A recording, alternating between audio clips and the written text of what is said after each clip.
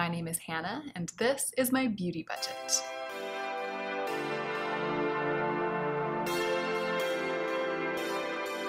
Hey guys, I'm excited to film my favorites video. It's kind of a novel one for me because here's what happened. The way that I do my favorites is I keep track of them throughout the month. So as the month is going along, when I identify that I've been really focused on something or loving something or it's really adding quality to my life, I write it down. I keep a little running list. And over the course of the month of June, as I was writing down favorites, I got a couple down on the list, and then I realized that everything I had written on the list so far was something that doesn't cost money. Like, you don't have to buy it. There's one recipe, and there were some kind of experiential things and just some things I had done. And so I just decided to go with that. And as the month wore on, I gathered together a few more things that I had really been enjoying that I consider my favorites from the month, all of which don't cost money. So this is my first ever favorites video in which everything I'm going to talk about is free. So there's some lifestyle stuff, there are some apps, there's some media stuff, like I said, there's a recipe, and I think it's gonna be a fun one. So let's go ahead and get into the meat of the video.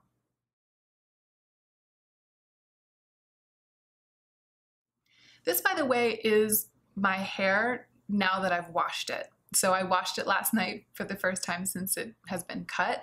And so this is what we're dealing with. This is what it's gonna look like. And I'm kind of living for it. I feel like it maybe even looks better than I thought it was going to after it relaxed. I lost track of that sentence. The sentence ran away from me. I'm pleased with how it looks after washing. When it was first cut and the hairdresser had done it and blow dried it and done all this stuff, I liked it, but I was still not sure how it was going to look, and I was keeping my fingers crossed that it would be this textured, and it is. So I'm into it. I'm feeling kind of Courtney Love. So the list is in no particular order, or I guess it's in the order in which I wrote the things down, to be honest. So it's the order in which they occurred to me, and in some cases the order in which I actually experienced or did the things. And the first thing on the list is cutting up my clothes. This is something that maybe some of you do a lot or never at all. It's something that I've kind of done before. I mean, I do have some sewing machines. I do work as a designer of clothing for a living, so I can alter my clothes from time to time, but it's not as easy as it would sound. A lot of times when you buy something, it has a certain kind of stitching, or it's been made with a certain kind of machine that I don't have or that I don't know how to do. So alterations aren't as easy as it sounds. Making streetwear from scratch is not as easy as you might think. It's not something in many cases that I can do with the machines I have, with the fabrics that I have, and with my skill set. So it doesn't always mean that I can have whatever I want or do whatever I want, the fact that I make clothes for a living. But in this case, I didn't sew anything. I just cut up 2 items of clothing, and I was really, really happy with the results. So I'm gonna show you what they are. So this is a t-shirt that my sister sent me kind of as a gag gift, and she sent it when I hit 20,000 subscribers, actually. It says, "I'm kind of a big deal on the internet," and I just think it's freaking hilarious. But it was long. It was like a long, you know when you buy just like a stock printed t-shirt, like this is, Chummy Tees, cotton poly blend, and it's a perfectly fine material, but it was just a very sort of straight, it was a little bit fitted, but very, very long, and so it kind of then hit my hips, and it just didn't look stylish. But I wanted to wear it because it's so funny. I mean, I don't wear it a lot, but I'll wear it to work out, or I wear it around the house, and sometimes as a sleep tee. I wanted it to be more cropped, and so one day I just took my scissors and I just cut it. I just cut it at the length I wanted it. And now it's perfect. And I can wear it with high-waisted sweatpants, and it just hits at that perfect length.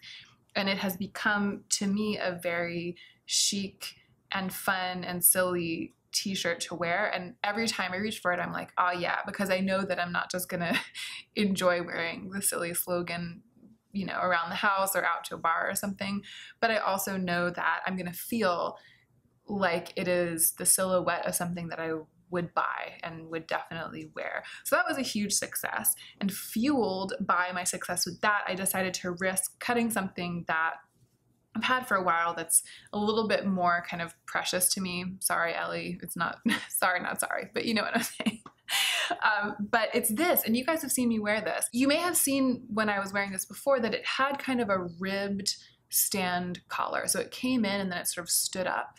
And the ribbing that's on the waist, which is this, I don't know how well you can see that, but this ribbing that's on the waist is the ribbing that was at the neck. And over time, there was just something wrong with the construction, wherein the shape of it and the size and the way that it was supposed to stand up wasn't supported by the actual ribbing. So it just had become like wiggly, and it just didn't look right. It just looked a little bit not quite the thing.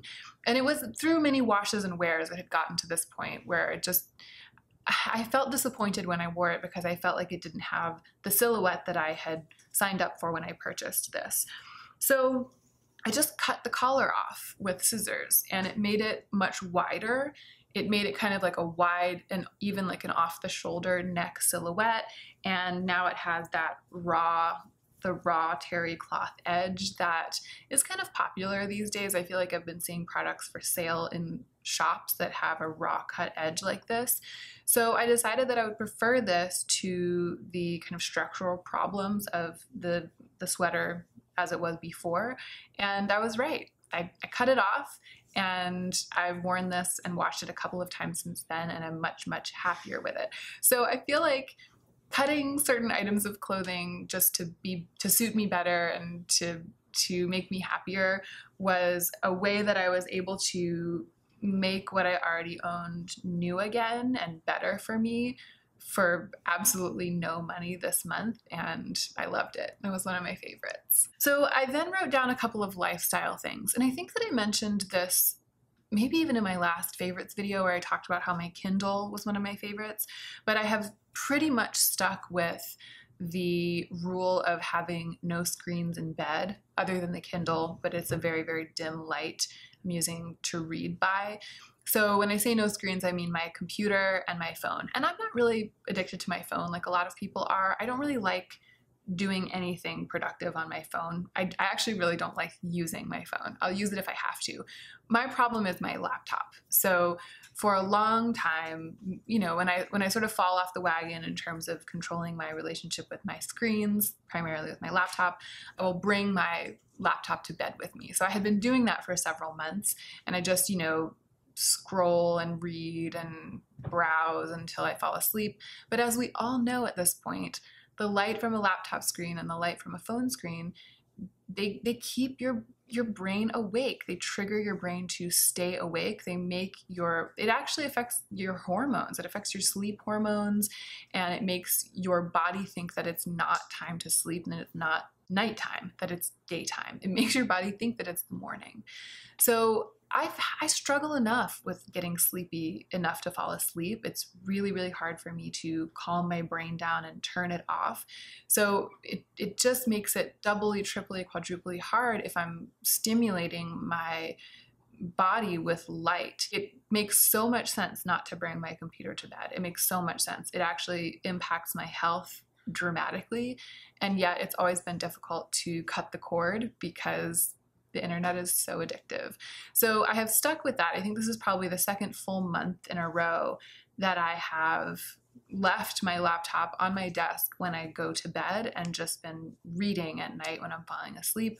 And as the months wear on and I continue to behave better in this way, I become more and more grateful that I've implemented this rule, and more grateful that I'm sticking to it. And so I just wanted to once again reiterate that that's something that I've been doing, and it's been an absolute favorite lifestyle shift of mine this month. I have also slowly been getting back on the wagon when it comes to meditation. And I've talked before, especially last year, I think it was even like around this time during my no-buy year that I started to meditate more regularly, and then I kind of fell off the wagon again later in the year. And it's like this thing, I've talked about this before too, of incrementally reinstating the building blocks of optimal health. And I feel like for me, I know what makes me healthy. Like there are all of these separate things that I can do. Even just one of them helps a lot, but when I put them all together, I know that I feel great and that I'm much more productive. But each one of them is, for its own reason, difficult to start doing. And I went for several months, I think towards the end of my no-buy year and then the beginning of this year, pretty much not doing any of them. I mean, I think that maybe the one that I was sticking to was not eating sugar or eating very, very little sugar. That's like been the one that I've clung to, like the one building block of health that has been in place, of my health, because it's not the same for everyone. But for me, you know, I've been through the ringer with a lot of this stuff, and I'm pretty aware of what works for me. So that one I had in place, but everything else I had kind of let slide. So not taking my screens to bed was the first one that I kind of like heaved out of the pond and stuck back into place in my life. And then I climbed up onto that one, and then I was able to put another one in place, and that has been trying to meditate more regularly. So I've managed to make it like 3 to 4 mornings a week. It kind of depends on whether the morning is going in an ideal way, schedule-wise. But what I do is I just listen to a guided meditation, and it's the same thing that I did last year around this time when I started doing it again. My favorite one is by Tara Brach, and it's called Letting Go of Control. And I found it through a meditation app called the Mindfulness app. And I believe, pay for the app. I think you can only access kind of their database of recorded meditations if you pay for the app. I can't remember how much it is, so maybe in that way it's not free, but meditating is obviously free. And there are, you know, countless guided meditations available for free on the internet. And I think there are even some available for free through the Mindfulness app. The Mindfulness app is free. It's just, I think you have to pay to unlock the tier where you can access all of the guided meditations. But to me, it's worth it. Anyway, the one that I love by Tara Brach, Letting Go of Control, I haven't been able to find it anywhere else. I think it's just available through this app and maybe through other apps as well. But Tara Brach does have a website on which she has a lot of guided meditations that are available for free. So you don't have to use the one that I use. But this one I find particularly effective for me. So I've been listening to my short guided meditation most mornings, at least sort of half of the mornings of the week this month. And once again, I feel like I know that this is a thing that is really healthy for me to do. It's just, for various reasons, difficult to start again once you've stopped. So I'm feeling really great about having done that. And I'm hoping that I'll continue on and continue to do it more. And then I did write down, kind of adjacent to that I feel like I've been, and this has probably been helped by listening to that meditation in particular, working once again on loosening my vice grip on control and perfectionism on just various aspects of my life, especially my schedule. This is kind of a weird one, but I feel like because I work for myself, most mornings when I wake up, I have a sense of how I want the day to go. So I'm like, I'm going to do this from this hour to this hour, and then I'm going to spend this chunk of hours doing this other project, and then I'm going to spend this chunk of hours doing that other project. I have this general schedule laid out. And then what I do is I just constantly check the clock, and I sort of pit the way the day is going against my idealized version of the day, like my fantasy day. And for every way in which the way that the day does unfold differs from my fantasy of the day, I punish myself in my mind. Like, I feel bad. And I carry around this weight of failure and disapproval because my fantasy schedule and my real schedule didn't exactly line up. And I've realized that I do it even if I manage to get pretty much everything done. Like, I do it every day. I do it no matter what. Even if the day seems to be going well, even if I'm getting things done, I'm, kicking ass and taking names, and I'm pretty much hitting the right schedule that I planned. Even on those days, it's never exactly the same, right? The day never goes exactly the way that you think it will and that you plan for it to go. There is always like this thing that takes a little more time. There's always this thing that gets struck from the schedule. And even though I'm really busy, everything always gets done. You know what I mean? Like, everything always gets done. And sometimes we have to move things around, and sometimes I have to adjust. But I just realized that I've been carrying this weight of constantly feeling bad in a little way. It's like just a constant hum of self-chastising and punishment that has to do with the fact that the perfectionist in me clings to the plan that I've made for the day as being the only thing that would constitute success, right? And then it's like there's a part of me that has trouble processing that even if it doesn't go that way, as long as most things get done, I still did well.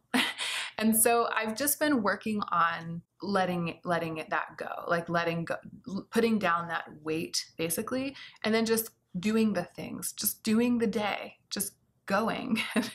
And the way that it's manifested the most clearly for me is that I've been resisting constantly checking the clock.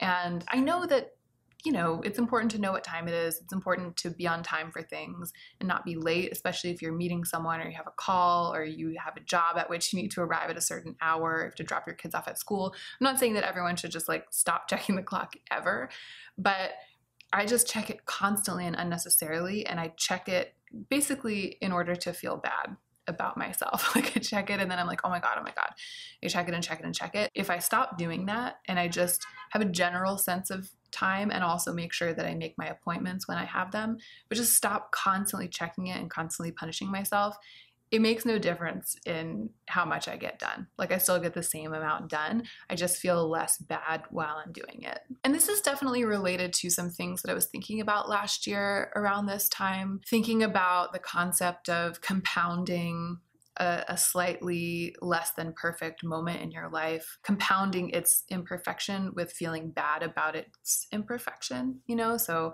I think the way that I've described it before is that sometimes we feel good and sometimes we feel bad. And I think many of us have the tendency when we feel bad to then also feel bad about feeling bad. And it makes it much, much worse because we have this extremely false idea that we should always feel good. When in fact, the reality is that we should, because we're human and because this is how life goes, sometimes feel good, sometimes feel bad, sometimes feel good, sometimes feel bad. That is how it should be going. But I have struggled mightily with, you know, feeling good when I feel good, and then when I feel bad, I feel like a failure because of feeling bad. So I identified this tendency over a year ago. I talked about it in a check-in towards the beginning of the year last year, and I've been slowly chipping away at trying to figure out how to do better at this, like how to just let go a little bit. And sometimes I've moved away from even trying to do that just because I haven't had the wherewithal or haven't had the time or the energy. But I always sort of cycle back to thinking about it and trying to catch myself in the act of it and just improve upon that. And I feel like now, a little bit more than a year later, I feel like I'm actually starting to like move the wheel just a little bit. I feel that happening. And that has been my favorite. Like that's been one of my favorite aspects of the month. I put 2 apps on the list. One of them is the app called Flume, and I've been using this app actually for several months now. It is a desktop app for Instagram. It looks very beautiful, first of all. It presents your Instagram feed in a very aesthetically pleasing way, so it's kind of a nice thing to have up on the desktop. But the thing that it does for me that is precious is that it allows you to access your Instagram messages, your direct messages from your computer, which if you use Instagram, if you ever use it on your computer, you might know that you can't access your DMs on the Instagram web page. Like if you go to Instagram.com on the internet, you can see people's posts, you can see your posts, but you can't access your DMs. To do that, you have to be on the app on your phone. And like I said before, I hate using my phone, and I really, really hate using it to type communications. Like I never write an email on my phone. I almost never text on my phone. I actually have my phone linked to my my email inbox so that if anybody texts me from any number, it pops up as like a chat window, and I'm able to respond to their text from my laptop because I really hate typing with my thumbs. I just hate, I mean, maybe I'm like an old lady or I'm not a millennial. I don't know, like I can't do it. So I had struggled for a long time to connect with other YouTubers in a robust way because everybody uses Instagram DMs. Like everyone communicates on Instagram. And when I realized that the most elegant way and kind of the surest way to connect with other people on social media was to be active in my Instagram DMs, I was like, I need to find a way to do that not on my phone. So I did a bunch of research. I found this app called Flume, and I've been using it successfully for months now to send Instagram DMs from my computer. And I have, full access to my actual keyboard and I can like type like a normal person. And it's just been a lifesaver. It actually really has strongly affected my life because I don't think I would have been connected to, for example, like Georgia and Lacey and Angelica and Teresa. Like I wouldn't be able to be as communicative with other creators and with many of you because I get a lot of DMs on Instagram just from you guys. And I can't respond to all of them. I can't respond to everything. I do my best, but sometimes they just come in so thick and fast that I can't be there for all of them. But the fact that I'm using this app, Flume, means that I'm able to be much, much more responsive than I would if I didn't have it. If I didn't have it, I would probably, in fact, I think before I got it, I never responded to Instagram DMs ever.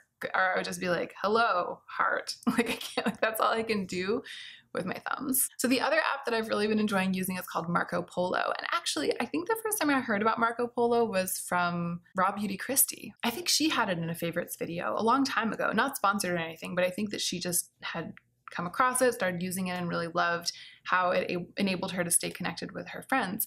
And then I had some friends, I mean, I still have them, but I have some friends who don't live in the same place as me. One's in Portland, one's in Ann Arbor, but we're all kind of like friends together. And I learned that they had been using it to stay in touch. And so the last time I saw them, a couple of months ago, I got it on my phone and I started using it, and it's been amazing. It's basically like a Google Chats, but it's not in real time. So you can get on there and you send a quick video. How can I explain it? It's like, every time I explain it, people are like, it sounds like Snapchat, but it's like a cross between Snapchat and texting, but you can also create groups in there. And I find it's sort of like a simplified and more focused version of one of the things that Snapchat does. I think it's great. And I've got my mom and my sister on there and a bunch of other friends who live in other places. And it's interesting. It's interesting that it has actually, I feel like, made me feel more connected to many of the people in my life who don't live where I live, because it's easier to just snap a little quick video and put it into Marco Polo than it is sometimes to send a text, definitely to send like an email or a letter, or to schedule a time to Google Chat, or to phone call. I really hate talking on the phone. So I tend to not keep in touch very well with people when I'm not physically in the same location as those people. And there's something about Marco Polo, the way that it's set up, that makes it easy for me. And I've really been loving that. It's definitely been a favorite. Okay, 2 more and then we're done. I know you've all been waiting with bated breath to hear about the recipe that I said is in here. And it's a recipe that I have loved for a really, really long time, but I hadn't made it for a long time until this month. I think it was the first time in a year that I had made this recipe. And it's a recipe for cashew bread. It's from Danielle Walker's Against All Grains book. I think it's her first book, but I might have found it on her website. I'll link it down below for sure. It's something you can easily find online. It is a grain-free bread, and I am pretty much grain-free. I sometimes eat rice for a little while, but I'm off rice right now again. I'm back to being a grain-free eater. I think the recipe is basically, I can probably just recite it: 3 cups of cashews, 8 eggs, and maybe a little bit of coconut flour. I think it's like 7 tablespoons of coconut flour, and then some apple cider vinegar and baking soda, I think. And there might be a couple other things. I put oregano into ours when I made it last month, and it was delicious. It basically puffs up because of the reaction between the apple cider vinegar and the baking soda. That kind of aerates it, and then it bakes in that aerated state. And it's just like a bread made of eggs and cashews. And so it's pretty protein dense, and I really like it because it behaves like bread. You end up with a loaf that you can cut, it doesn't crumble, you can toast it, you can make sandwiches with it. And I made a loaf this past month, and then I just kept it in the fridge and kind of whittled away at it, one thin slice at a time, for about 2 weeks.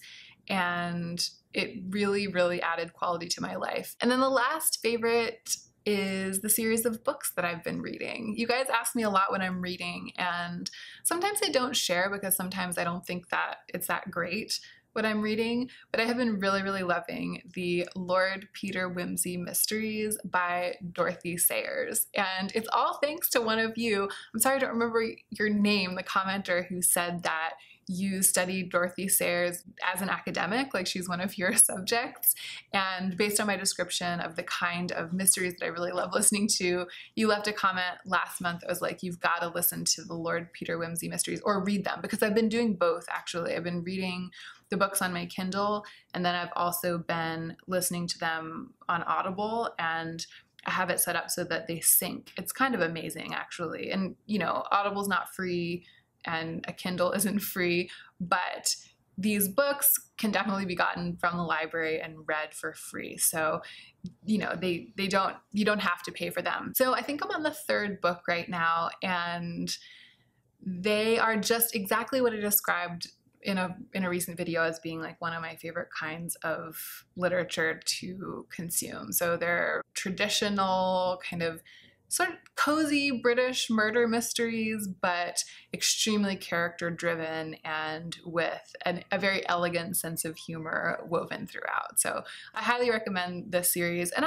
I knew they were out there, I'd heard of them before, but it was one of those situations where every time I was looking for a new book to read or a new mystery series, they would slip my mind for some reason. Or maybe I thought that I had at some point already read them, but I hadn't read them. So I'm reading them now, and I'm greatly enjoying them. Thank you so much for the recommendation. And that is it. Those are all of my absolutely free or could be free favorites from the month of June. I've felt like my life has been enriched in all of these ways this month, or this past month, all of these ways that haven't had anything to do with buying product or even really with using product. I feel like it's been much more about reinstating these building blocks of health and having a good book and making good food and being innovative about how I handle clothes in my wardrobe that no longer satisfy me, these kinds of things. Thank you so much for watching this video, you guys. I hope that you enjoyed it. I would really love to read about some of your free favorites in the comment section down below. And I hope that you are all remembering to take extra good care of yourselves so that you can be the most effective versions of yourselves as you do your work in the world.